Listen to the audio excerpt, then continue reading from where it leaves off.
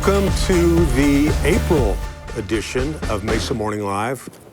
Once again, back at our great friends at Cox Channel 11, downtown Mesa. They have been so kind as to put this show on for us since we're still in the, hopefully, I say this every month, but hopefully the tail end of the COVID situation. Is that a good word? Situation? Yeah. And when that changes, we'll go back to our great friends that have a perfect place for it, which is Crescent Crown Distributing down on Broadway. But in the meantime, this is a great place to hang out. The team here makes us sound and look like we know what we're doing, which is a full-time job. And once again, our monthly Mesa Morning Live. It's a pleasure to be with you again. My name is Mark Cordes, the host. And sometimes we have a co-host, sometimes we don't. This week you don't. No, we have an upgrade. We have suffered through some co-hosts in the past, like, I'd say this tongue-in-cheek, but Mayor Giles has been our co-host many times. Sally Harrison, the CEO of the Mesa Chamber, who is here. But today, we brought up the heavy artillery. We brought up Mr. Mike Broomhead from the aptly named Mike Broomhead radio show every day from 8 to noon on KTAR. We're going to hear a lot from Mike later on. He's our special guest.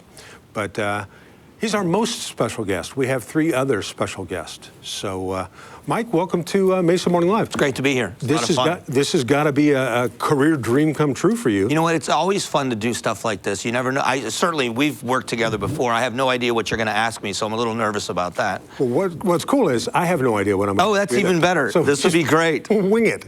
And the team at Channel 11 could edit out anything that's inappropriate. Inappropriate. So this might be our shortest show ever. With Mike and I. But the most entertaining for anybody watching what we're doing right now. Mike and I on live microphones is, that's pretty much a violation. But we're excited to be here. April, how is this has flown by. I know. We're already into the 4th month of 2021, so. I think that's what they call rolling down when you're over the hill, because it just goes by so fast. You're just rolling downhill so fast now. Remember when you're young and you'd hear old people, and by old I mean 20 years younger than me. Yeah, because 30 used to be old. Oh yeah, and you'd hear people say time flies, and you thought, what are they talking about? I'm struggling to get through 3rd grade. Right. And now. The roughest 2 years of my life. Yeah, 3rd grade, yeah, see? And that's the good education system. Oh, down sure in, it was. Fort Myers, Florida. Yeah, in Southwest Florida. That's perfect. Well, anyway, we're excited to have Mike here. We've got a bunch of people in the on-deck circle. It's great to be back with you. And like I say, fingers crossed, keep doing what you're doing. We've turned the corner. Hopefully there are no more corners, but we've turned the corner on getting back to something that resembles normalcy. So we'll see how that works out. I feel like I should say thanks to somebody else, but thanks to you guys for watching. And if you ever want to go back and look at previous episodes, it's very easy to do. You can find, go to themesachamber.org and you can see all the, Sally, how many hours of content do we have on, a lot? A ton of hours. And you can go back and see previous guests, and we've had some really great guests, and today's going to be no exception. You know, over the years, Arizona's history has been written, and you've probably all heard this, with the 5 C's. Those are cattle, cotton, citrus, climate, and no, not comedy. I pitched that, but that didn't work. A metal that is prevalent in our history, and not just history, but our current situation here, copper. One of the most important parts of Arizona's economy, and the reason so many people have located here over the years. And that's our first guest. Resolution Copper is our sponsor. Resolution Copper Project is a proposed copper mine near Superior, Arizona. The Resolution Copper deposit lies more than a mile beneath the surface of the earth. It's pretty amazing. We'll hear more about this. The proposed mine would create high-value jobs for local residents, be an engine for economic growth, and use best practice safety and environmental controls. To tell us more about that is the manager for Native American and Regional Government Affairs and Mesa Chamber Board member, that's a mouthful, by the way, Mr. Hesston Klenk. Hesston, welcome to Mesa Morning Live. Thanks for being here. And take it away, buddy. Tell us what's going on out at Resolution Copper. Hey, thanks for having me.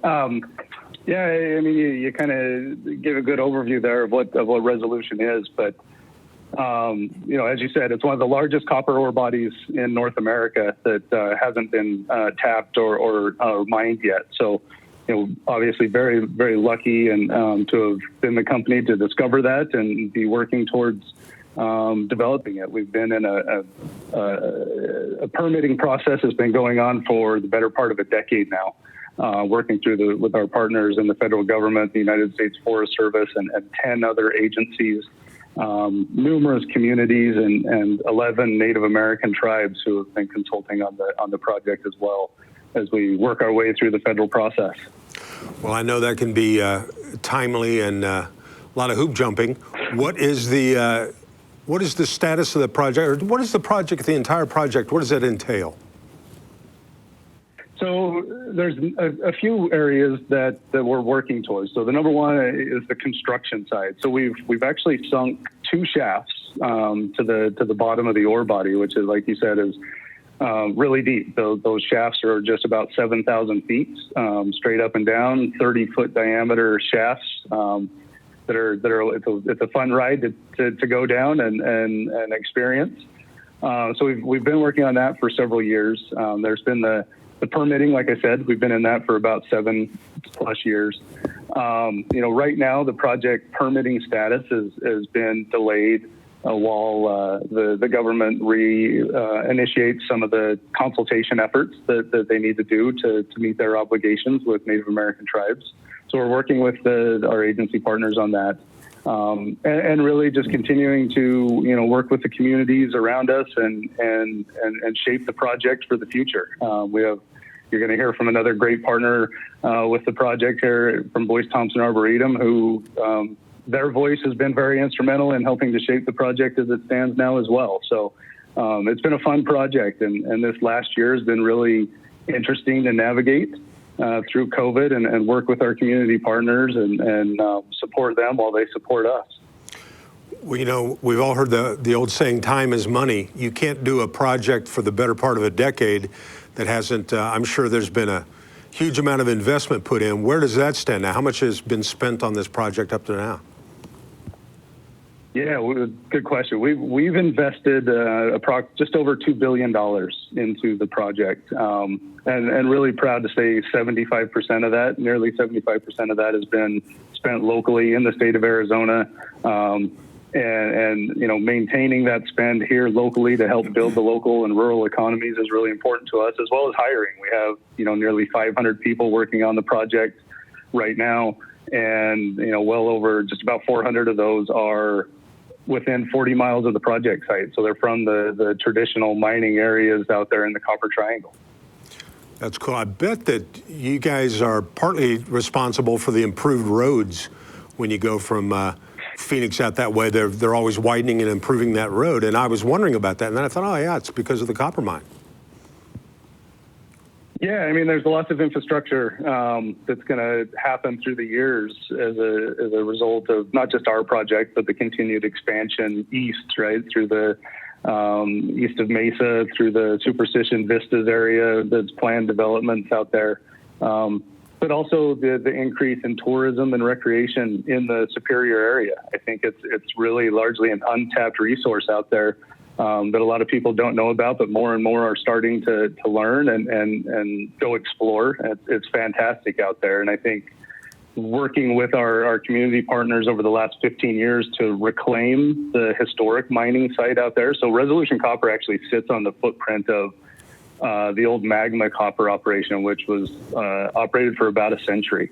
And we've spent the last 15 years and about $100 million working on reclamation of that site and cleaning it up. So now when you drive through Superior, you don't see the history of mining necessarily anymore, the bad history of mining, which is old tailings piles and stuff blowing in the wind. They've all been reclaimed and revegetated, and now it's very scenic when you drive through Superior. It's really pretty, and there's all kinds of outdoor recreation opportunities out there. So for anybody that hasn't been, you need to go. You need to go see the Arboretum. You need to go for a hike. You need to go rock climbing with our partners that are doing guide service up Queen Creek Canyon in partnership with us on our property and doing really, really fantastic things out there.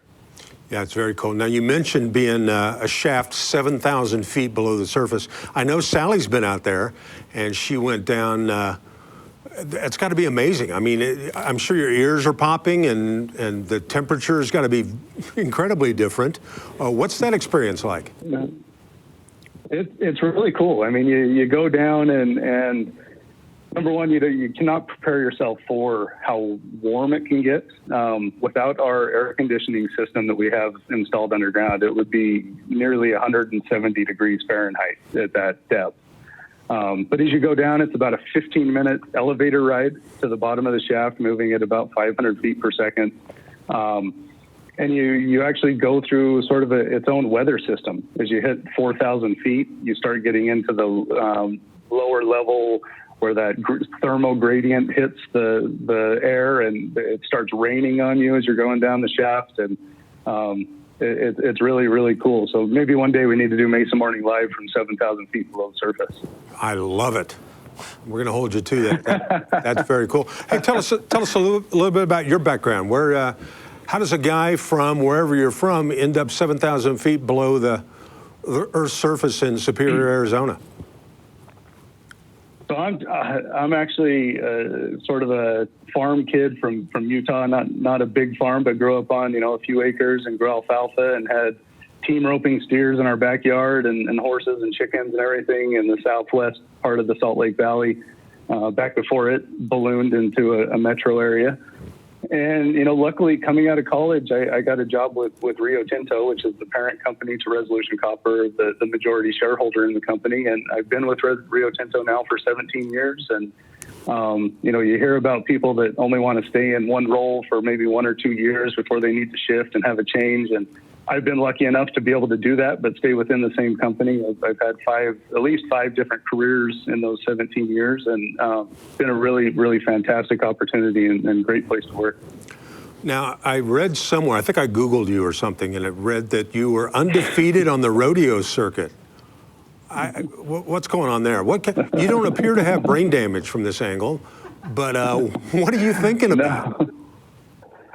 No. So I grew up around rodeo. My dad and brother, they team rope and grew up around horses, and we had an arena in our backyard, and I always kind of dabbled in it, but never really got the itch. But we were at a rural rodeo in Utah one year, and the day before the rodeo started, they had the junior rodeo, and my cousin was signed up to bull ride in it, and he sort of chickened me into doing it with him.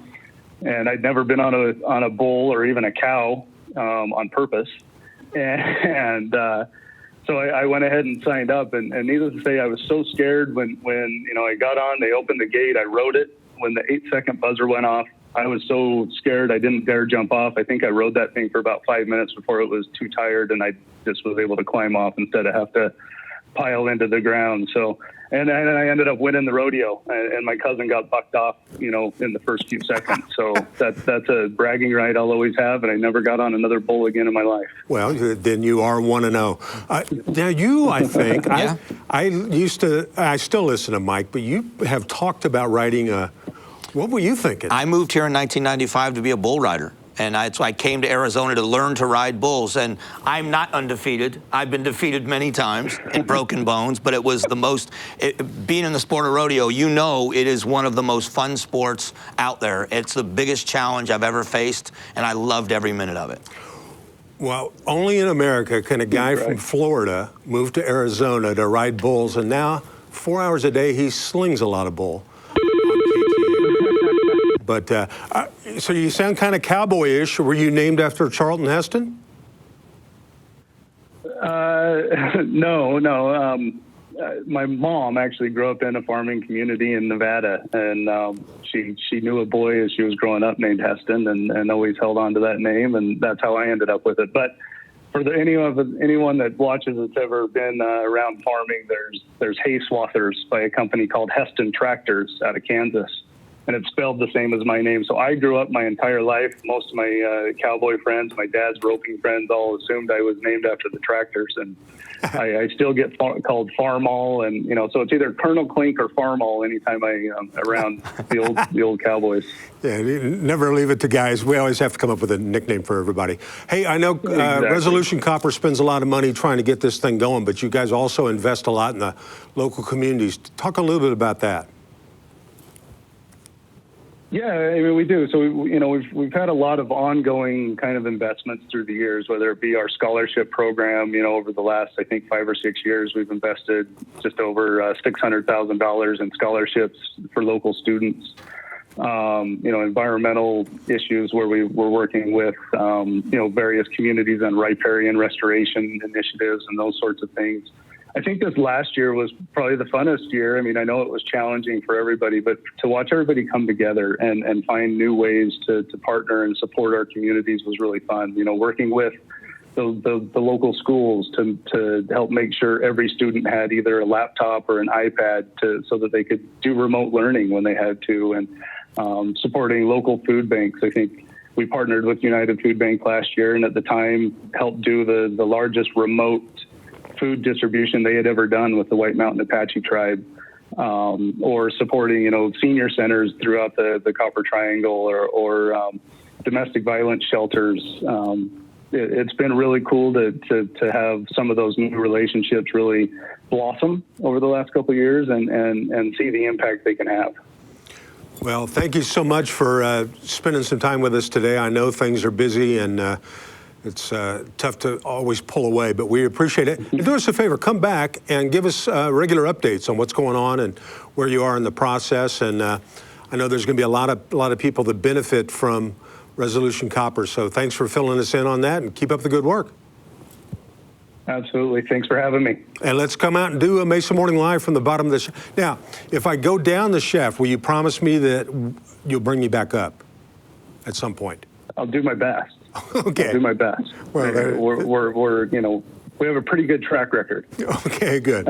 I appreciate it. Thank you very much. Hesston Klenk, thanks for coming in and spending time with us today. Thank you. Thank you, buddy. Wow, that was cool. Yeah, that was amazing. Yeah, and now, did you know some of those things about Resolution Copper? I didn't. I mean, I knew. I've been up to Superior a bunch. I love that part of Arizona. It's so beautiful. There's been a lot of rodeos up in that part of the state too, but I did not know they were so involved. And it's a great project. Yeah, that's amazing. And what a benefit to the economy. Yeah, $2 billion so far. Yeah. Yeah, it's amazing. And by the way, that is a beautiful part of the valley no one ever thinks about. Get out there. It's a great way to impress your friends. Just say, hey, I'm going to go to Miami for the weekend. Right. And they got these visions of you going to Florida. And just. But when you get up there, it's such a beautiful part of the state, and the people are so nice, and you get to see part of the history of Arizona. The valley's so new, but up there you get to see the history of the state, and that's what I like about it. Absolutely, very cool. Well, this next guest this all dovetails beautifully because Hesston brought him up earlier. The Royce Thompson Arboretum, which, by the way, is fantastic, and we'll hear more about that, is on your way between the Valley and Resolution Copper. It's Arizona's oldest and largest botanical garden, founded in 1924, almost 100 years ago.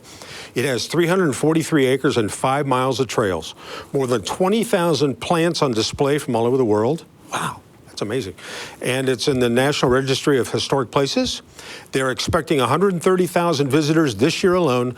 Please join us in welcoming, she's been here before, but welcome back, the director of Royce Thompson Arboretum, Lynne Nemeth. Lynne, thanks for coming back.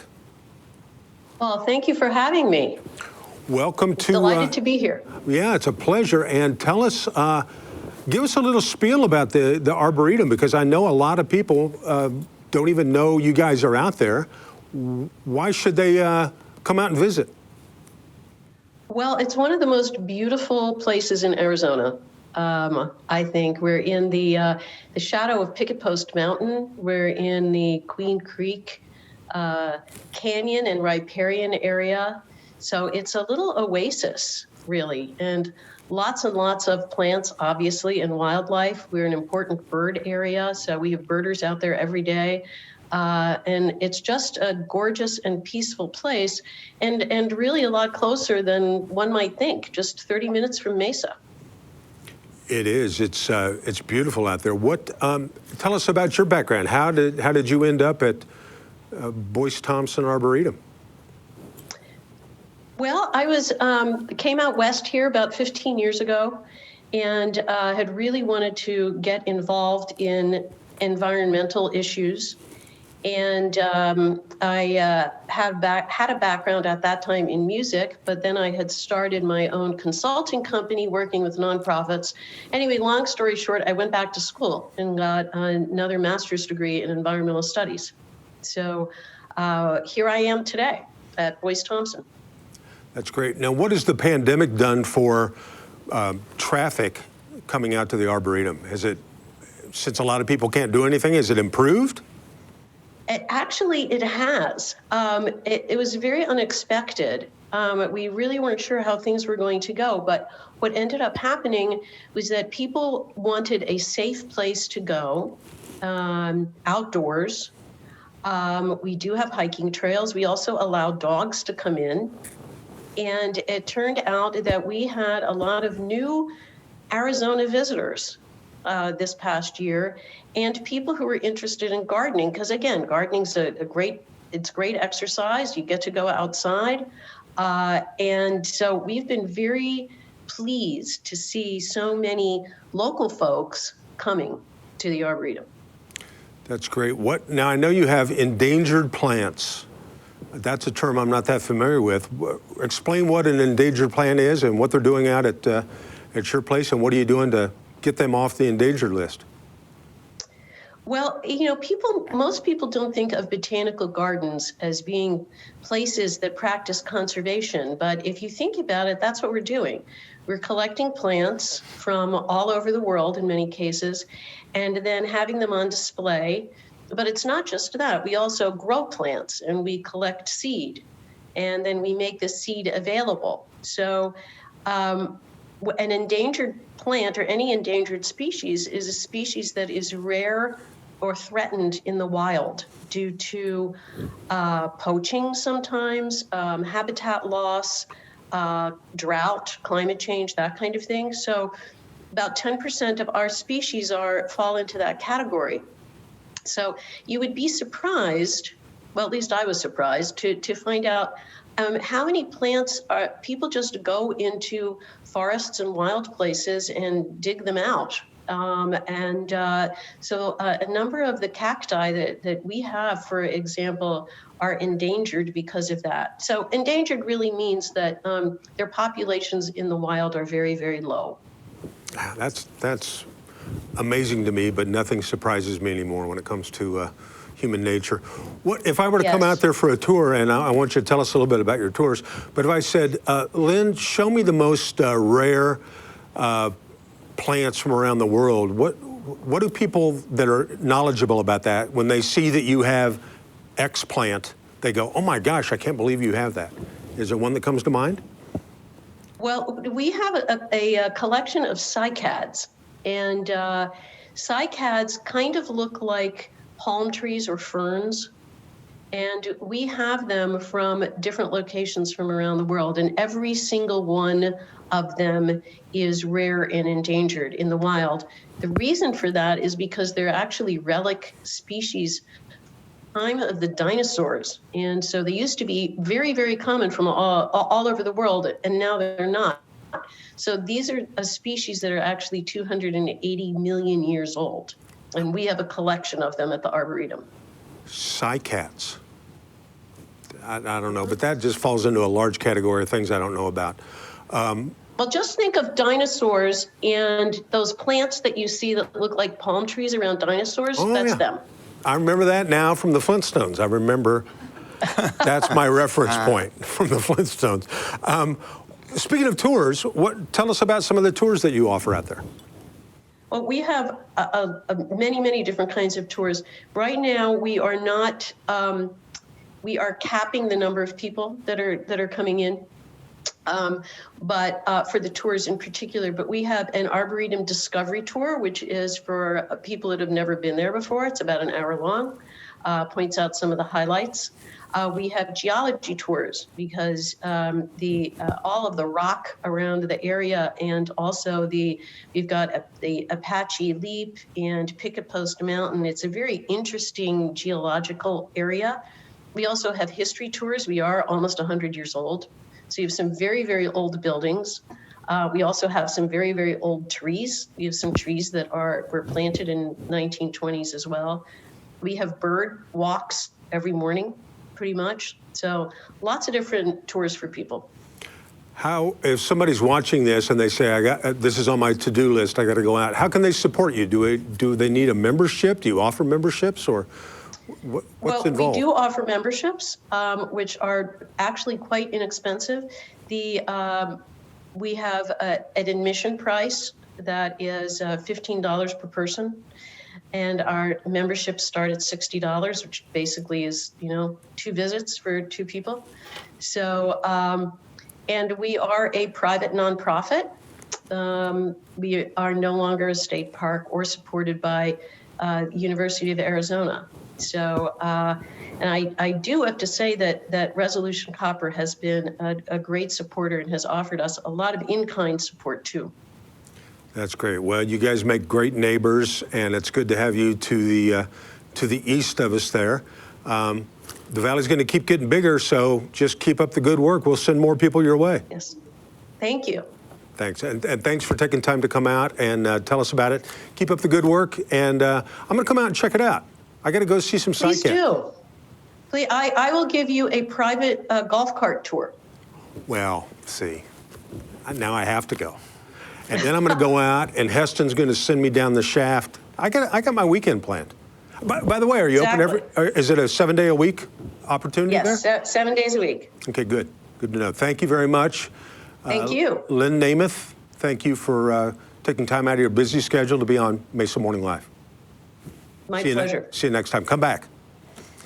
I will. Speaking of coming back, it's always great when you tune in every month to Mesa Morning Live, and if you're not doing that, there's no hope for you, really. But it's great when we have recurring guests that come in here and tell us what's going on. And this is kind of a double whammy because she's a great business person, but you're also the board chair of Mesa Leadership. How about a big virtual round of applause? Those of you at home, feel free to stand up and clap. Shannon Heinze is here. Shannon, welcome back to Mesa Morning Live. Hi, thank you for having me back. And by the way, I should say Shannon Heinze / from Guild Mortgage. Oh, that's true. Guild Mortgage, board chair. Right now I'm here for Mesa Leadership. Okay, good. I was going to say, you probably got a lot of time in the mortgage business. There's hardly anything going on in real estate right now. Nobody's doing anything. Yeah. Tell us about Mesa Leadership. How did you're already so unbelievably busy with your real career and your family, but tell us how you got involved with Mesa Leadership, and now you're the head cat. Yeah, well, I was blessed enough to come across Mesa Leadership through the Mesa Chamber. I graduated in 2016, so it's been 5 years now, and it opened my eyes to everything Mesa. I got to meet so many amazing people, and I knew from there I wanted to be involved in the program. It's just such an amazing program. Well, for those people that are not familiar with Mesa Leadership, tell us what you guys do, and maybe they would also want to be involved and someday take your position. Yeah, so Mesa Leadership is a leadership program. We've been around since 1981, so we're turning 40 this year, which is super exciting. And Mesa Leadership is a 10-month program where we have monthly classes where you get to meet at different locations and just get to know Mesa. So we have government is one of the subjects, one of the classes. We have utilities. We have nonprofits. There's a lot of different subjects with each monthly class. But then in between the monthly classes, there are tours set up. So you get private tours for the group, and you get to see like the inner workings of Mesa. We go through nonprofits. We go through the Mesa utilities, Boeing, SRP, you name it. There's tons of tours. And then you get individual ride-alongs. So you can do Mesa or Mesa Fire, Mesa PD. You can do parks and code. And then you do a shadowing project. So you get to pick someone that you want to shadow and learn from, and we hook you up with that person. So there's a lot of opportunity to get to know people when you're in Mesa Leadership. That is awesome. Now, for those that are watching this and thinking, hey, that sounds like something kind of fun, who's a good candidate to be in Mesa Leadership? Who should sign up, and how do you sign up? Yeah, so you're supposed to either live or work in the city of Mesa, but we have made exceptions because so many people maybe live outside and their employer is outside, but they network within the city of Mesa or have been within the city of Mesa. So don't let that deter you from applying. And how you can apply, just visit mesaleadership.org. And anyone really who wants to have connections, who wants to see the inner workings, or if you want to learn where you can volunteer, we have had job placement opportunities of people going through Mesa Leadership when they've done a tour. They've ended up coming out with a job. It's been pretty cool. So mesaleadership.org if you would like to apply. What do you think Mesa Leadership has done for you in the last 5 years? Do you think it's been a driving, I joked about it, but I know you're super successful at Guild Mortgage. Do you think this has been a big part of it? Huge part of it. The introductions that Mesa Leadership has given me has just been incredible. I know so many more people within the community, leaders, and it's a leadership program. So I've talked about all the fun, cool stuff, but you actually get to learn how to be a better leader within your community. So it's definitely helped my career. That's the most amazing thing I've learned about Mesa, and I'm not a Mesa resident, but it's a huge city. It's growing bigger literally every day. How big, what number are we now, Sally? What size? Just over 500. 500,000 people. I got to keep Sally involved in this every now and then. But the amazing thing about Mesa, it's all intertwined. Everybody that's in leadership positions knows everybody. They network. It really means a lot to people to make Mesa a better place to live, work, and play. And, a program like this has really got to feed into that. Good for you. That's awesome. I understand you've got a new class. Is it getting ready to start, or are you looking for more students? We are. Yes, we are looking for more applicants. We actually took a year off during COVID just due to the restraints of not being able to do the tours or be in class. And so we took that year to really work on the program, up our technology game. And so we're super excited to be able to get back out there and have a class for this next class year. We did make the decision to limit the class size to 12. So normally we see between 25 and 30 class members, and we did limit it to 12 so that we can still take advantage of the most tours available if companies and businesses are limiting the tour sizes. So it's going to be a little bit more exclusive. So we're super excited to be able to offer that to people. We are not full yet. We have probably half of those spots not even taken because it's just the application process. Once you apply, you do go through interviews with the board alumni, and then we pick the best candidates. So we would love more applications so that we can get a really good class of 12 set for the next year. That's awesome. Cream of the crop. And even if you don't do that well in the class, you're still going to be in the top 12. I mean, that's one way to kind of brag about it. I finished 11th in my class. Sounds super impressive. It just means you finished just above me. Well, Shannon, thank you very much. Keep up the good work. If anybody's got any questions beyond this, where's the best way to get answers? Online? Visit mesaleadership.org. There's a contact us button or there's an apply now button. That's the best place to find us. Hey, I know you're busy. If someday, if you've got a little time, you want to do something cool with me, you and I can go out to the Arboretum. I know some people there. We'll get a golf cart tour, and then we'll go. There's a shaft in Superior.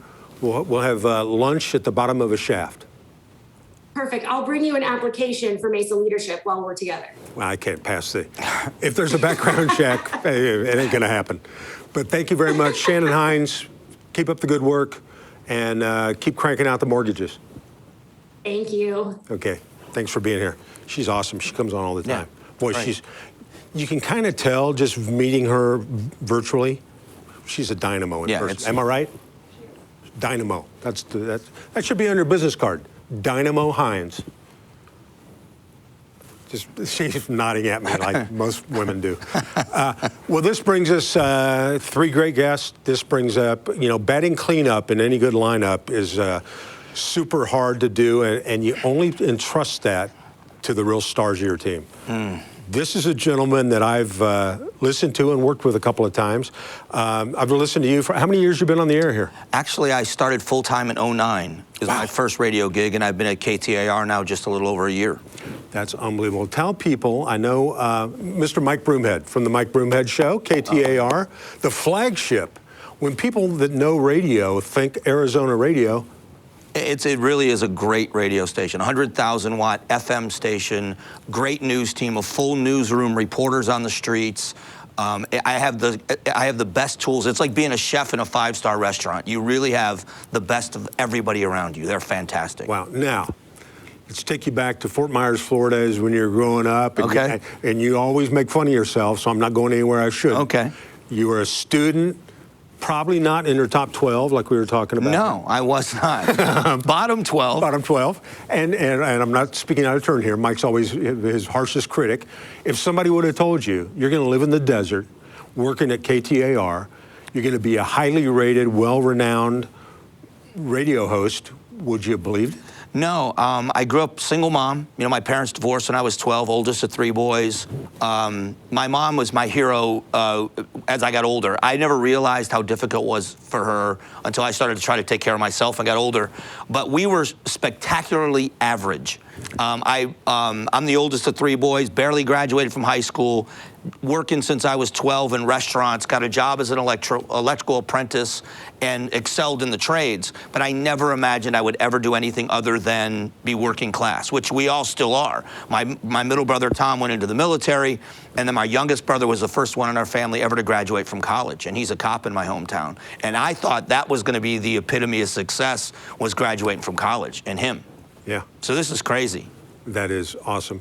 Well, how did it happen? You don't just wake up one day on your way to your electrical gig and stumble into a radio station. No, but I stumbled into it, and it started out in tragedy. I know you know the story. My middle brother, Tom, went in 1990, joined the Marine Corps from 90 to 94. He was with the Marines, moved to Arizona, and went to work out at the Florence prison, and he was out there for a while, re-enlisted in the Army in 2000, and was part of the invasion, or just behind the invasion into Iraq in March of 03. He was killed in combat on Memorial Day of 03. Wow. And so being the oldest brother, I was kind of the family spokesman. And I never really thought that I had a gift for any kind of public speaking, but I was passionate about my brother and his service, and began to speak out pro-troop rallies, got asked to be a volunteer on the Bush campaign in 04, and they had me travel in the country. I was at the President's Ranch. I was like Forrest Gump. I was on the, I was at the Capitol Mall doing a speech, and you're standing there thinking, what am I doing here, looking at the Lincoln Memorial? And it kind of spun guest appearances on Fox News and on CNN, but it was one topic. So I never imagined it would blossom into anything else. And somebody actually put me in a radio studio and said, man, you're good at this. Do you want to try it? And that's how it started. And I did it for free for 6 months. And then for a few years, I was a fill-in host, and then got a full-time opportunity in 09. Wow, that's amazing. It's shocking to me. Well, and you know what? There's a great story. I mean, that's a great story, and that's a great lesson to learn. Life comes at you in weird ways. Oh, yeah. And it's like me. I used to sell real estate. One day I was in a nightclub, and an open mic started, and I told a couple of jokes, and now look. You know, it's funny, because when we worked together at that event, it was a patriotic event for a group called Friends of Freedom, I think. Mm-hmm. And I had never seen you perform before, and I was the MC that night. And you brought the house down. I mean, you were one of the funniest guys I've ever seen, and I wondered why I hadn't heard of you. I wonder that all the time, Mike. That's because not enough people watch Mesa Morning Live, darn it. Tell everybody. But, wow, what a great story. Now, I know you haven't always been with KTAR. I don't know if you want to tell a little backstory. I started with a radio station called KFYI, which is a pretty well-known flagship station, but an AM station. And they really were very good to me, because I knew nothing about, I literally knew nothing about radio. And they would say radio terms to me about what I had to do with the microphone, and when the breaks were a floating break and a hard break. And I had no idea what that was. And so they literally held my hand to start out with until I had an opportunity. So it was a great opportunity for me, but such a big, diverse audience at KTAR. It's just a different place, and it's just been the best thing that I've ever done. Now, do you guys take, I know the answer to this, but you take questions from callers. We do. What we've done more of is we do it more in social media. So I interact with people on Twitter, interact with people on Facebook and Instagram, but we've opened up something called the open mic line, a little play on words, and allow people to leave messages, and we play those back on the air, and it gives people the freedom to kind of express themselves, and it's not a back and forth, but there's a lot of great information from people that know more than I do on a topic. I'm opinionated, and they're experts, so we do that. Well, and I think I know where this is going to fall, but what are the topics that everybody's talking about right now? You know, it's all been about COVID. I actually started at KTAR, and 3 weeks later was the shutdown. So I've got coworkers I've never met. So I've been in that same boat, Yeah. But people working from home, how are we going to get through COVID? I heard you talk earlier about turning the corner that we're all praying that we have, getting the vaccine. Shouldn't we get the vaccine, which I did. I just got my second dose. And I think the togetherness of the fear, remembering that fear of dine-in was gone, and what are we doing? What's going to happen? That has been number one. The immigration issue has become bigger right now because we're a border state. The economy is always a big thing for me here in Arizona. The growth we've had in industry. For the first time, having more jobs in the manufacturing world than in the construction world, where I came from. I've watched Arizona change, and that's a big part of the topics, too, that we talk about.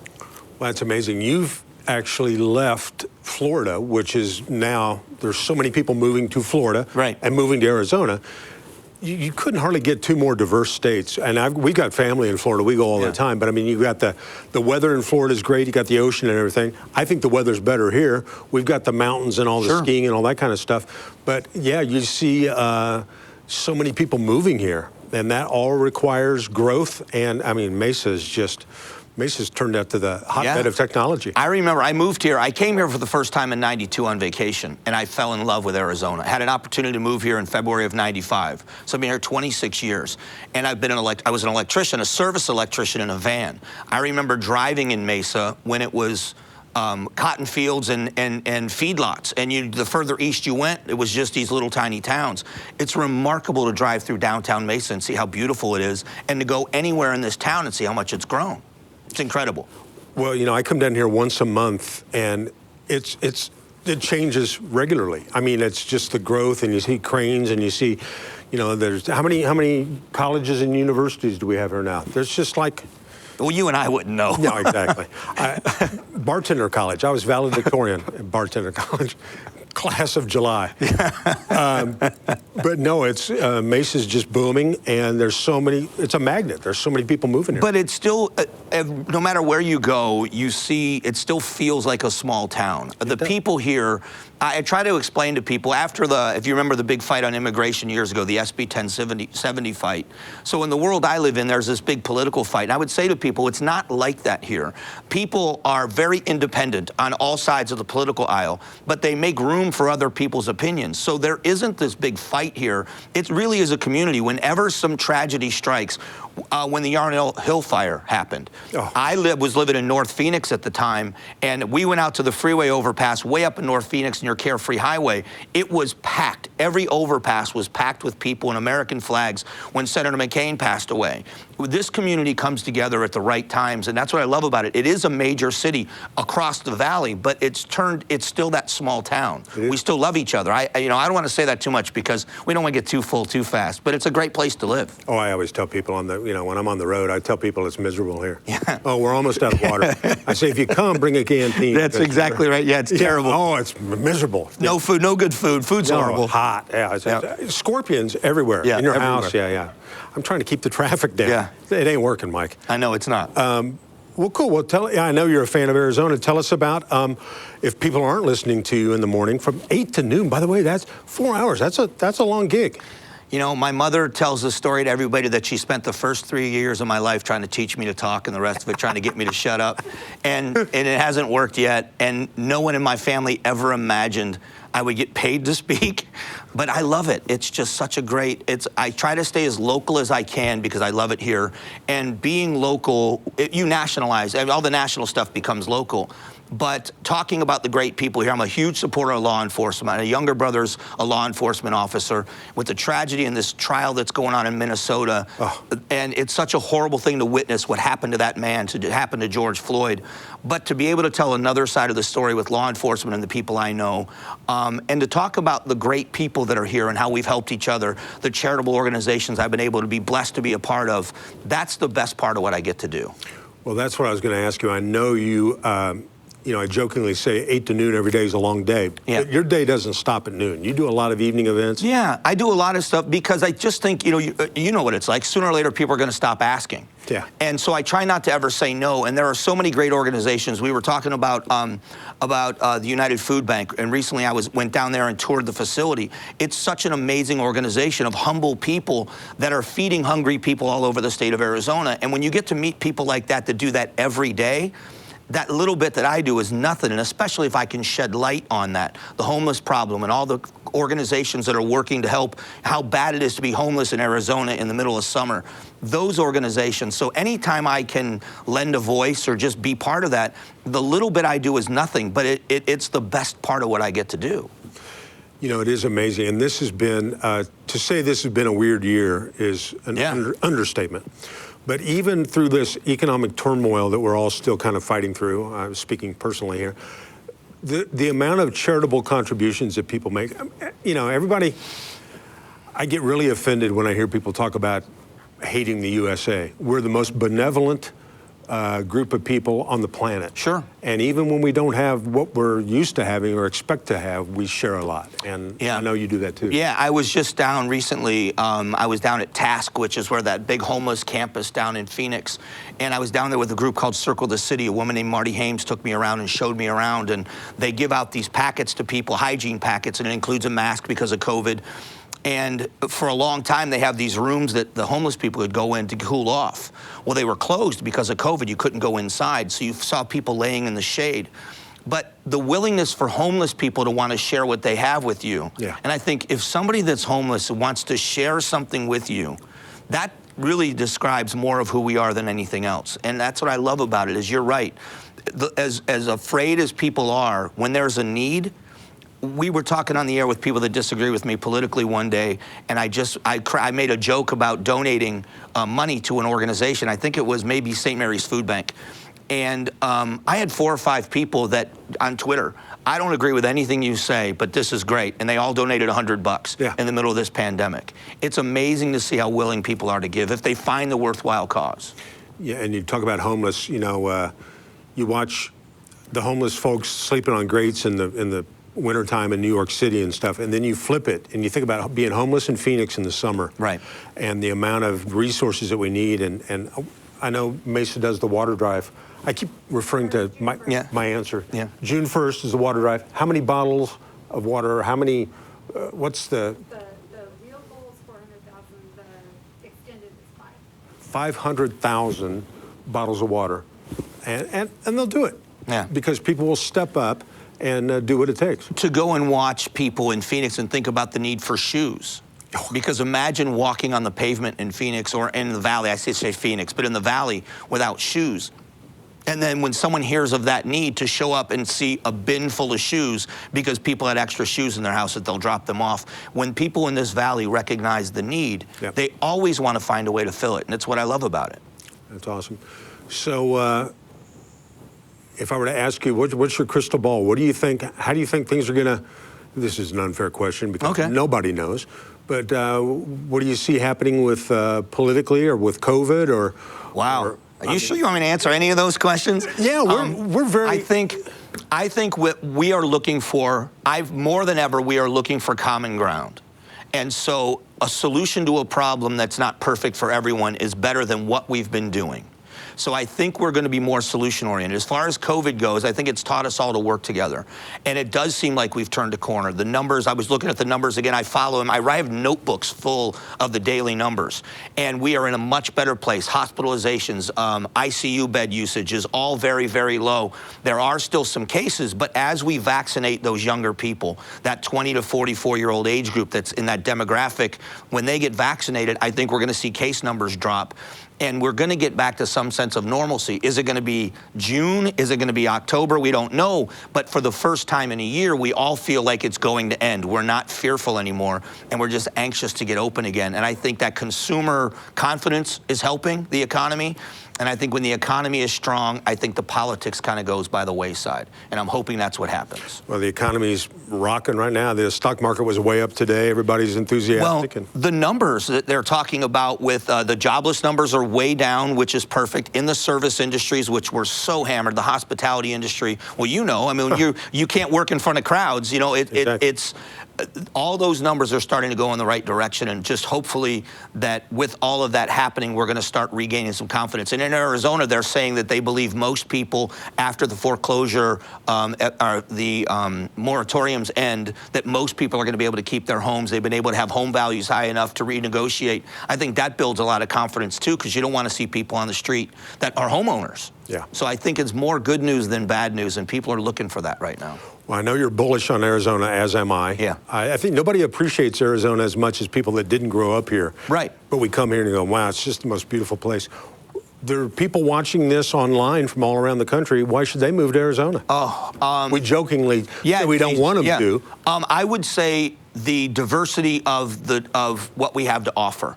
You can be in the desert in the wintertime in shorts and literally play golf, drive an hour and a half north and build a snowman with your kids, and then come back down the hill. We have entry-level housing, as much as the housing market's going crazy, but we have these beautiful Paradise Valley and mansions, and parts of Mesa and the East Valley are so beautiful.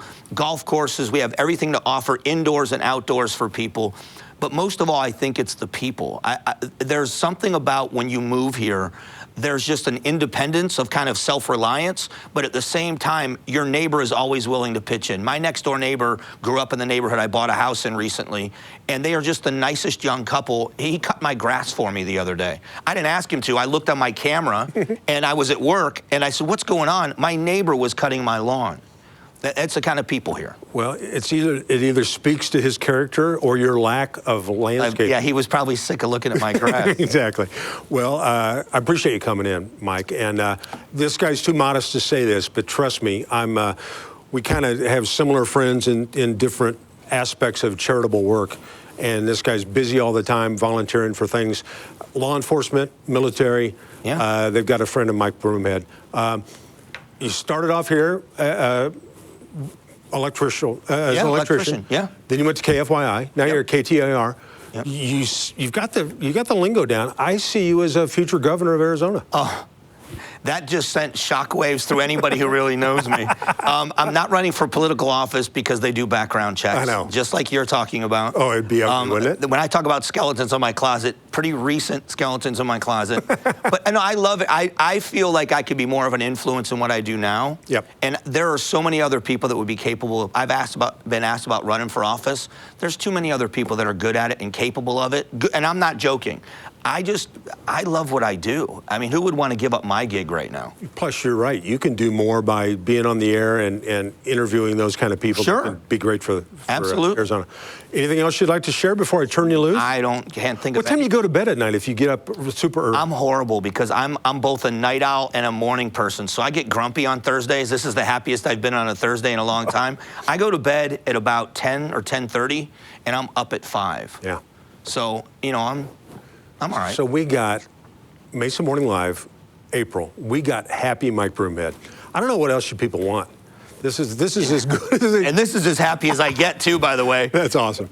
Well, thank you so much for coming Thanks in for and spending having some me. time with us. It's Come great back. to see you again. It really is great to see you It's again. been When I too heard long. that you were going to be here, I really was thrilled because I had so much fun with you. Yeah, it was fun. And then we're in the same world, but I haven't gotten to see you. So thank you. This has been a great. We'll come back and everybody on here today has been with us before. So you got to come back. Anytime if they'll have me back, I'll come back. Yeah, you're always welcome. All right. Ladies and gentlemen, thank you very much. We've run a little bit over time, and I know things are always hopping here at Channel 11, so they probably got something else coming in. So we'll sign off. But thanks for tuning in to April's version of Mesa Morning Live. We'll be back with you next month.